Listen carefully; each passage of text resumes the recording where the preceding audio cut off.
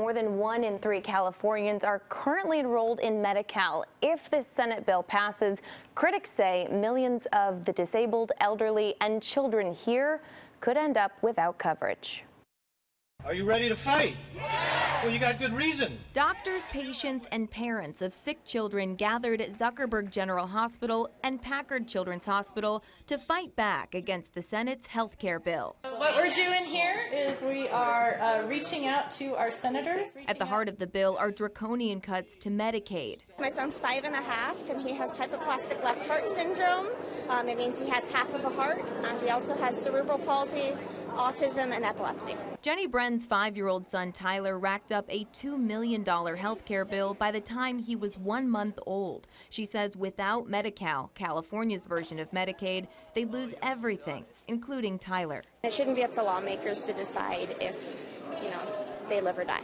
13.5 million Californians are currently enrolled in Medi-Cal. 5.4 of those enrollees are children. Before the Affordable Care Act, 9.9 million Californians were eligible for Medicaid. That's an increase of more than 3 million people in 3 years. Medicaid costs were spiraling out of control, and it addresses that a lot more effectively.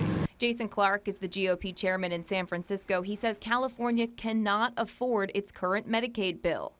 Who's going to pay for it? Are we going to levy a tax on the poor and the middle classes to do that?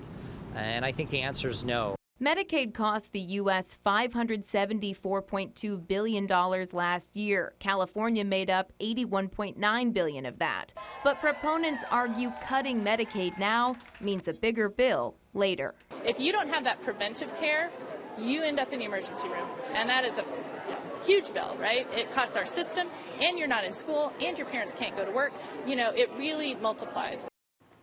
Now, California lawmakers already have a contingency plan in the works. The state is considering a single-payer system. Republicans, of course, say that would be a disaster for the state's budget.